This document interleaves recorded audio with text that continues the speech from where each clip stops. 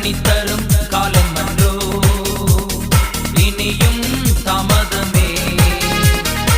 ஆண்டவராகிய இயேசு கிறிஸ்துவின் விலையேறப்பட்ட நாமத்தினாலே உங்கள் யாவருக்கும் என் அன்பின் ஸ்தோத்திரத்தை இந்த காலை வேளையிலே உங்களுக்கு தெரியப்படுத்துகிறேன். 92ஆம் சங்கீதம் 15வது வசனத்திலே இவ்வாறாக வாசிக்கின்றோம். அவர்கள் முதிர் வயதிலும் கனி தந்து புஷ்டியும் பசுமையுமாயிருப்பார்கள் என்று சொல்லி பார்க்கிறோம். கிறிஸ்துவுக்குள் அன்பான தேவனுடைய பிள்ளைகளை, வயதானவர்கள் அல்லது முதிர் வயதானவர்கள் என்பது மிகவும் சவாலும் மிகவும் பயமும் நிறைந்ததாக காணப்படுகிறது என்பதை நாம் மறுக்க முடியாத காரியம். மிகவும் வயது சென்றவர்கள் கூடவே ஒரு புதுமையான பலவிதமான வியாதிகளையும் சேர்த்து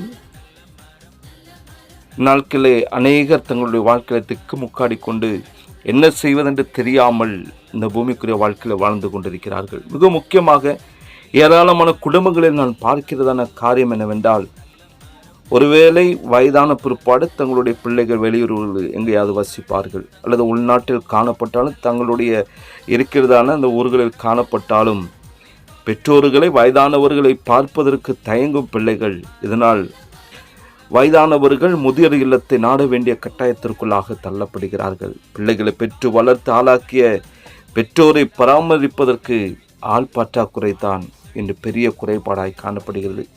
இப்படிப்பட்ட நெருக்கங்கள் மத்தியில் நம்முடைய எஞ்சிய வாழ்க்கை சில முதியோர்கள் என்ன செய்கிறார்கள்?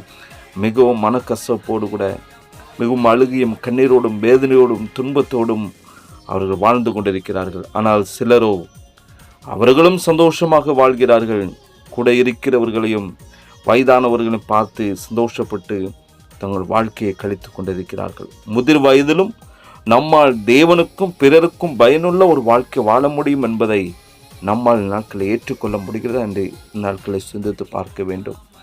பரிசுத்த வேதாகமத்தில் நாம் பார்க்கின்றதான பொழுது யோசுவா முதிர்ந்த வயதான பிற்பாடும் கர்த்தர் அவரை பார்த்து, நீ வயது சென்றவனும் முதிர்ந்தவனுமாய் காணப்படுகிறாய், சுதந்திரத்துக் கொள்ள வேண்டிய தேசம் இன்னும் விஸ்தாரமாயிருக்கிறது என்று சொல்லி இன்னும் கைப்பற்ற வேண்டிய தேசத்தின் விவரத்தையும் அவர் கூறி, நீ சீட்டு போட்டு தேசத்தை பங்கிட்டு கொடு என்று சொல்லி கர்த்தர் அவரோடு கூட பேசுகிறார்.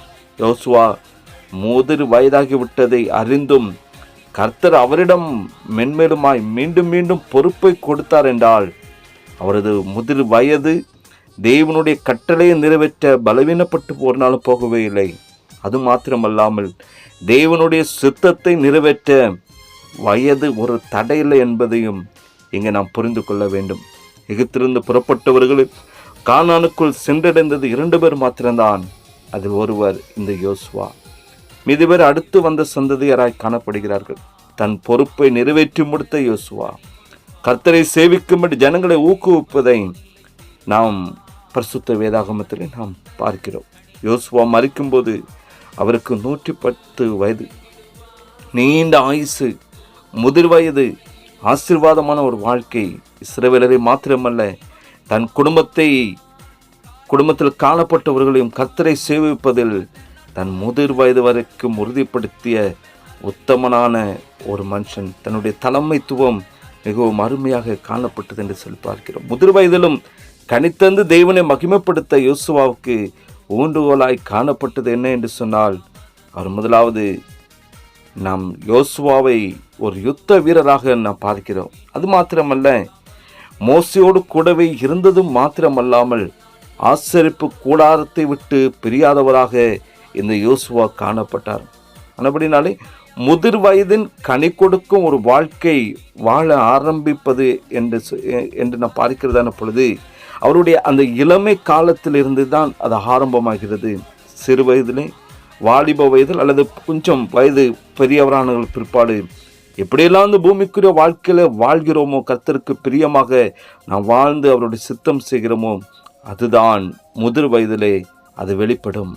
ஆகையினால் இப்போது நம்முடைய வாழ்க்கையை சரிப்படுத்தி கொண்டு கர்த்தருக்கு பிரியமாய் வாழும்படியாக தெய்வ சமூகத்தில் நம்மை பரிபூர்ணமாக நம்மை அர்ப்பணிப்போம். எந்த அளவுக்கு நாம் கர்த்தரோடு கூட நெருங்கிய தொடர்பு கொண்டு கர்த்தருடைய சித்தத்தை அறிந்தவர்களாக அவருக்கு பிரியமாய் நாம் வாழ்கிறோமோ, வேதவசனம் சொல்லுகிறபடி அவர்கள் முதிர் வயதிலும் கனித்திருந்து புஷ்டியும் பசுமையுமாக இருப்பார்கள் என்ற வார்த்தையானது ஒவ்வொரு வாழ்க்கையிலும் நிச்சயமாக நிறைவேறும். அதனாலே நமக்கு கொடுக்கப்பட்ட இந்த நாட்களில், இந்த காலங்களில், இந்த ஆயுசு நாட்களே கர்த்தருக்கு பிரியமாய் வாழும்படியாக, அவருடைய சித்தம் செய்யும்படியாக, யோசுவாவை போல கர்த்தரோடு கூட நெருங்கிய தொடர்புடையவர்களாக, அவர் ஆசரிப்பு கூடாரத்தை விட்டு பிரியாதிருந்தது போல எப்பொழுதும் தெய்வ சமூகத்தை விட்டு பிரியாதவர்களாக நாம் காணப்படுகிறதான பொழுது சங்கீதக்காரர் தாவீது சொன்ன இந்த வார்த்தை நம்முடைய வாழ்க்கையிலும் நிச்சயமாக நிறைவேறும். அப்படி வாழ்வோமாக, தெய்வ சுத்தம் செய்வோமாக.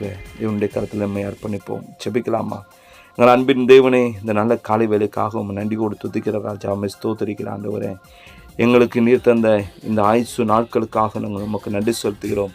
இந்த பூமிக்குரிய வாழ்க்கையில் வாழ்கிற ஒவ்வொரு நாட்களும் தேவனுடைய சித்தத்தை நிறைவேற்றுவதே கர்த்தாவே எங்களுடைய எண்ணமும் சிந்தனையுமாக காணப்படுவதற்காக நாங்கள் உமக்கு நன்றி செலுத்துகிற ஆண்டவரே, நீர் தந்த இந்த நாட்களில் அப்பா அப்படிப்பட்ட கிருபைகளை தந்து நீர் எங்களுக்கு அப்பா வழி நடத்துவீராக. ஒவ்வொரு நாட்களும் உடைய வார்த்தை சொல்லுகிறபடி பரிசுத்த ஆவியானவர் நீர் வழி நடத்துகிறபடி ஆண்டவரை வாழ்ந்து உம்முடைய சுத்தம் செய்ய எங்களை அர்ப்பணிக்கிறோம். வார்த்தையை கேட்ட யாவரையும் கர்த்தர் ஆசீர்வதிப்பீராக. ஒவ்வொரு நாட்களும் உம்மோடு கூட நெருங்கிய தொடர்பு கொண்டு உம்மோடு கூட வாழ உமக்கு பிரியமாய் செபிக்க யாவருக்கும் கிருபை கொடுத்து வழி நடத்துங்க, ஆசீர்வதிங்க.